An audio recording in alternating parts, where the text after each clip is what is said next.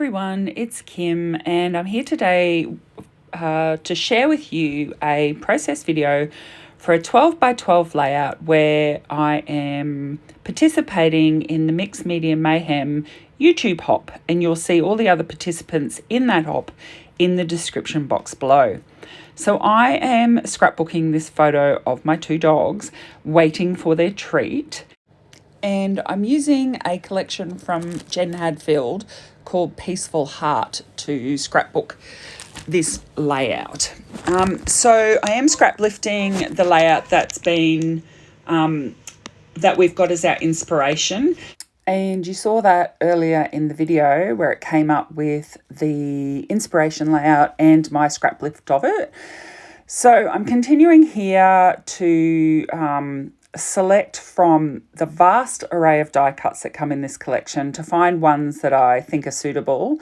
So I'm picking out, I had a butterfly in the top right corner there, and now I'm picking out a variety of florals which will sit around the bottom left side of the photos. As I said, these photos are of my dogs with their treat, and they've been taught that they have to wait and they can't have their treat until they're told to go, or that it's okay. So these were photos that I took, and I really wanted to scrapbook them and record the story, and this layout was perfect for it. So you'll see that I've just gone through and I've picked out a variety of florals that are going to work, or that I think will work, and now I'm getting some leaves because there's all these sort of branch leaves in this collection. Fiddling a bit with this die cut, which I really like. I don't know where I got it from, but I really like it. And I've decided instead of 3, I'll just stick with the 1 butterfly. Now I'm going to move on to some stamping, as the original layout had a lot of stamping. This ink that I'm using now is a Tim Holtz frayed burlap in an archival ink. It is really important that you use an archival or permanent ink to do this stamping, because I'm going to add a wet media over it. So I have used a random type spotty little stamp. I've just held it in my hands in order to be able to add various sections of the stamp in the groupings of stamping. So I've started with those dots, and now I'm adding some, they're like a hand-drawn star stamp, and I'm adding that in the 3 clusters that I'd already done. And now, because I had another look at the original layout, I'm adding another 4th sort of cluster above the top left corner, which is sort of a movement across from the top right corner. And I have gone back and added some of those dots in that I originally added to the other 3 clusters, just to make sure all the clusters are the same. Now I've got a little star stamp, and I am doing 1st, 2nd and 3rd generation stamping of that star in the 4 clusters. And that just means that I end up with a darker star, a medium type star, and pale stars, so that you get some variation. Now, so I left the photos on there so that I could see where to do the stamping. And now that I've finished with the stamping, I am going to add some paste, and I am using a Prima icing paste in gold. Now, this stuff is amazing because it dries so quickly, but that means too that you need to clean up your stuff really quickly, so your stencil and your brush. So I'm using a 2-inch silicone brush to apply this paste, which I really like these brushes. I think that is a Finnabar brush.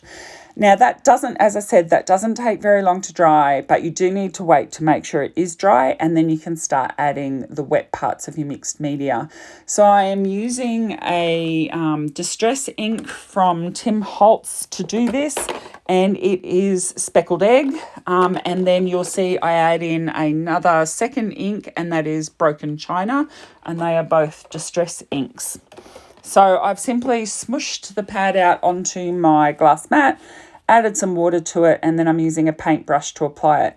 Now I've left this whole process into the video, so if you're new to mixed media, you might want to watch the whole of this, and if you know what you're doing, you might want to fast forward through this part of the video. But I thought if you were new to mixed media, you would like to see the various layering and how I apply this ink. So to give interest in an inked background like this, it is good to have various layers of the ink because, of course, the ink will be in different spots each time you apply some. And so as layers dry, you could add more ink, you can add splashes, etc., and it adds more interest. So you can see as I work through this, I'm adding splashes as I go. I'm using my paper towel to mop off some of the water. I'm adding more ink, more splashes, and then I bring in that second colour, which is a much more vibrant blue.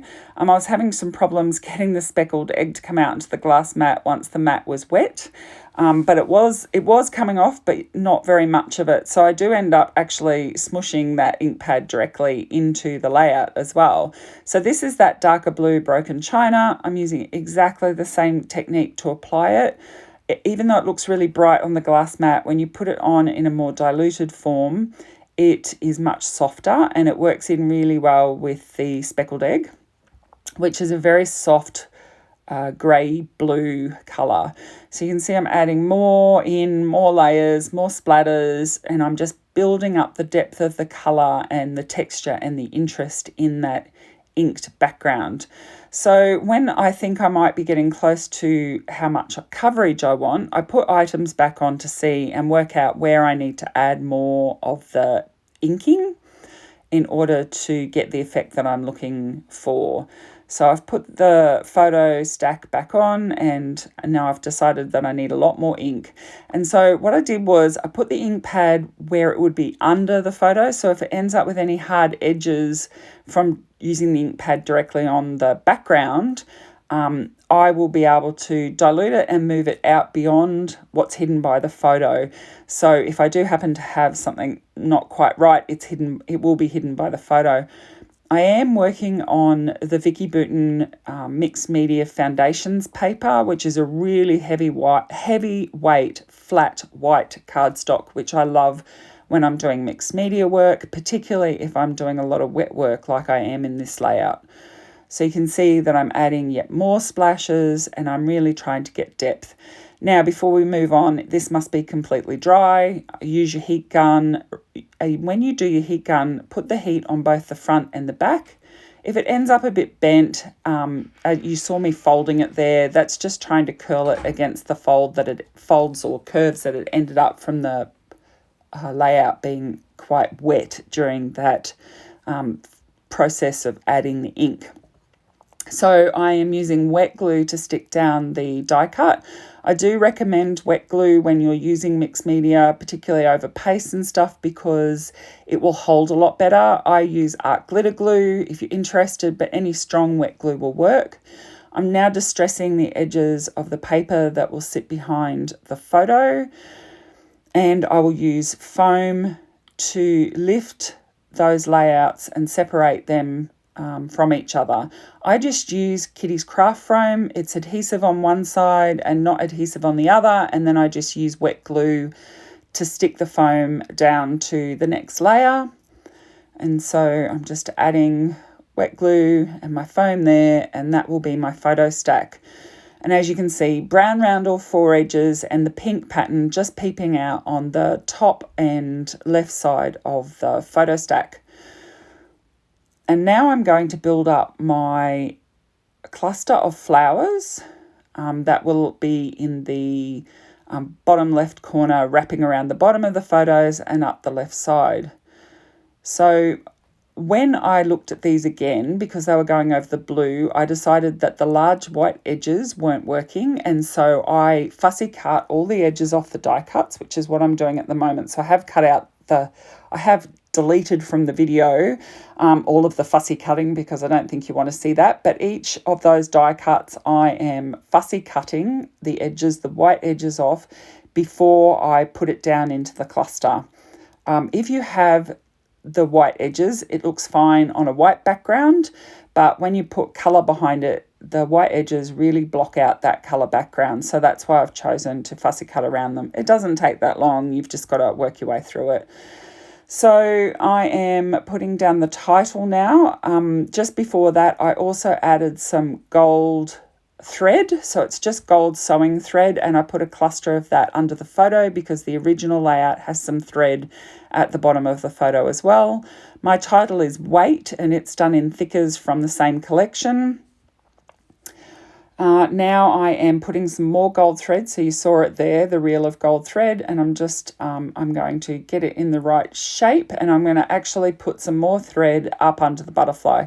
So you will see the thread better in the close-up photos at the end of the process. So you can see I'm sticking that down onto some glue, and now I'm just sticking down the butterfly on top of it. So the butterfly just has a cluster of thread underneath it. So just now in this collection, there's also some gorgeous gold foliage stickers, so some leaves and some little clusters of flowers. So I'm adding some of those stickers into the cluster of flowers, which I have adhered down with wet glue and some foam, kiddie foam tape as well, or double-sided. You can also use chipboard or double-sided foam tape. So that's all stuck down as well. I just cut that section out because I don't think this was quite a long video because of all the mixed media. And so I didn't think you needed to see me sticking everything down, and I stuck it exactly how I had it laid out. Now I'm just sticking down some little beads. These are sort of translucenty with a slight shimmer in them beads, and I've just put dots of glue all over the layout where I want to put them, and I'm just sticking them down all over the layout so that you can, so it just adds an extra dimension and interest. And I found that's the easiest. I just, the bead sticks to my finger, and then I just pop it down in the glue spot that I've already put down on the layout.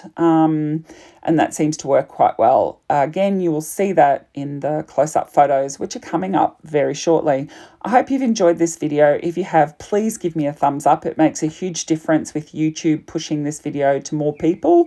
And I'd really appreciate if you subscribe to my channel so that you know when I publish more layouts or more process videos or share videos or how-to videos in the future. So just sticking down these final beads. And a big hello to all my subscribers. I appreciate every one of you, and thank you for coming back to see this video. Don't forget to move on to the other participants in the hop. You may be able to hear my corgis barking behind me. They must know I'm scrapbooking them. So I'm just finishing off all those beads, and now here's my layout, and here's the original layout, and here's some close-ups of the project, where you should be able to see the thread, gold thread, and some of those beads. Again, thank you so much for joining me, and I look forward to seeing you again on my channel shortly. Bye.